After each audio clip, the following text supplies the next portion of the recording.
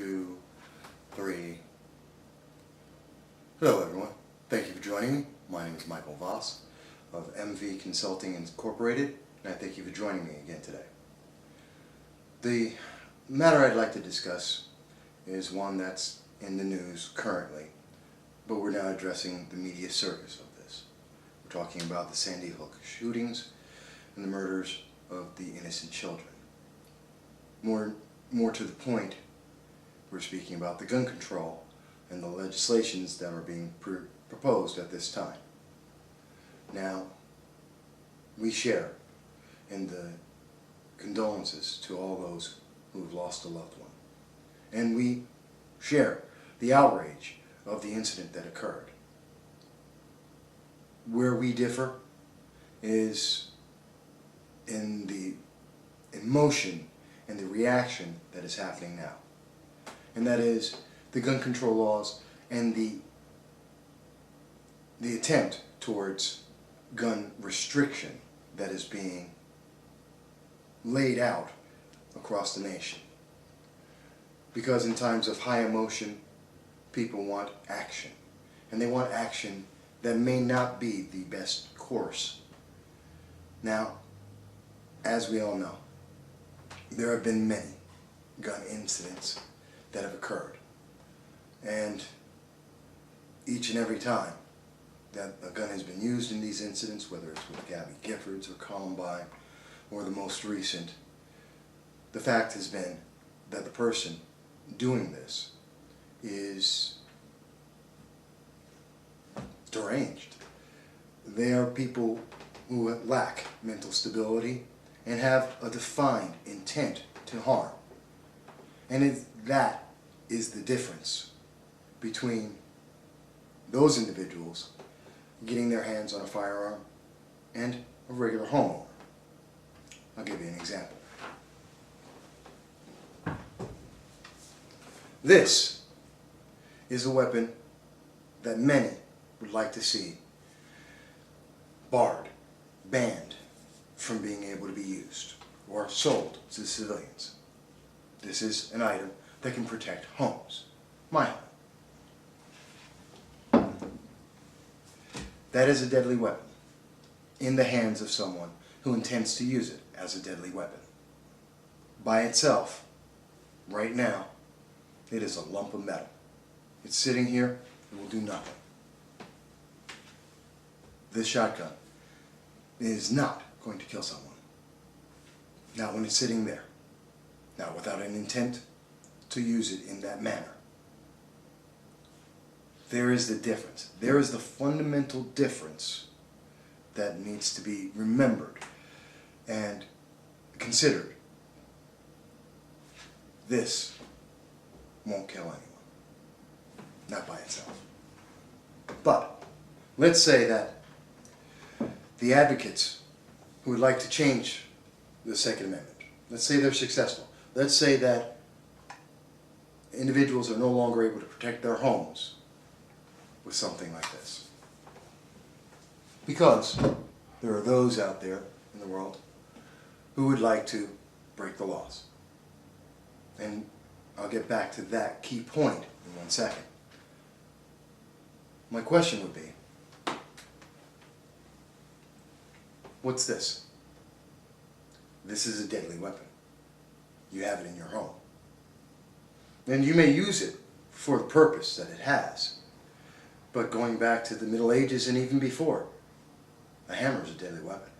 You can kill someone with that, if that's what you want to do. You probably have this in your home. Maybe you want to fix a pipe. This is a deadly weapon, if your intent is to harm someone.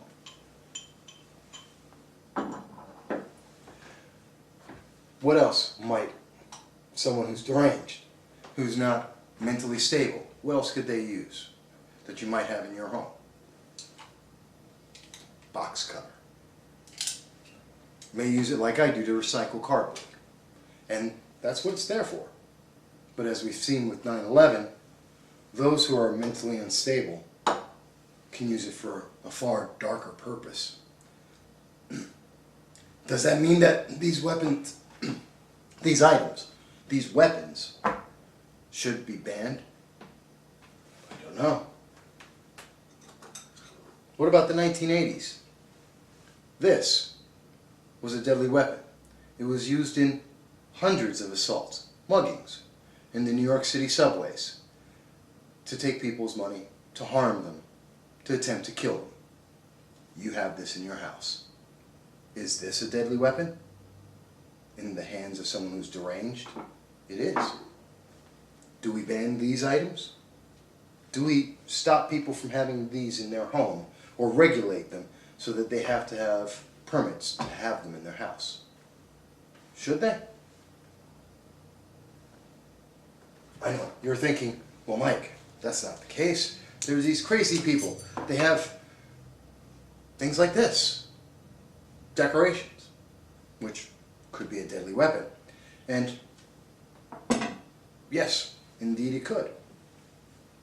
But then again, everybody has this in their home,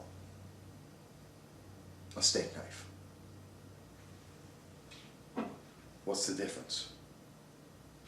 Well, this one you have in your house, everybody. And this one can be concealed easily. This one is a deadly weapon as much as any of the others. They all can be used to kill. And everyone has access to them. So the question becomes, what are we really trying to say? Are we trying to put a gun control ban on guns because we want to protect each other? Because we want to make sure that no person who is mentally unstable or a criminal who is intent on causing harm, we want to make sure they can't get these things. Well, they can get any of these things. They can go down to a 5 and dime or grocery store. They can go anywhere. They can go into their house or your house, and they will find any of these items, and they can use them to kill you because they are criminal and or mentally unstable. That's their intent. So if we're going to go and make a ban, if we're going to restrict this because we want to have the feeling that we are safe, that we have done something, that we have somehow stopped criminals and the deranged, let's remember, we haven't stopped them from getting weapons. We haven't stopped them from being mentally unstable or from being able to act out with a will to harm others. That's the difference. Why are we doing this? Because we emotionally feel something must be done. I understand that. And we want to feel that we can do something to control this. And I understand that. But the honest answer is, whether or not this is available to anyone, someone who is mentally unstable, or more importantly, a criminal, who actively breaks the law, they will get their hands on any of these items, and they will use them. Gun control, or gun restriction, is not something that prevents criminals or the mentally unstable from doing what they do. It prevents law-abiding citizens who may want to protect their homes from doing so. You're not worried about your neighbor who may have any of these items, and probably has many of them, sitting in their house. You don't concern yourself with that, because they're law-abiding, regular people. The person you want to keep this out of the hands of is a criminal. And I understand that. But by stopping me from protecting my home, is that really stopping a criminal from breaking in and using any of these items to try and kill? Separate from the emotion of what's happened in the last couple of days and think about this. Is gun restriction really gun control? Or is it just an emotional response to try and find a way to do something in a horror that has no explanation? We thank you. We look forward to hearing from you. As always, Michael Vass.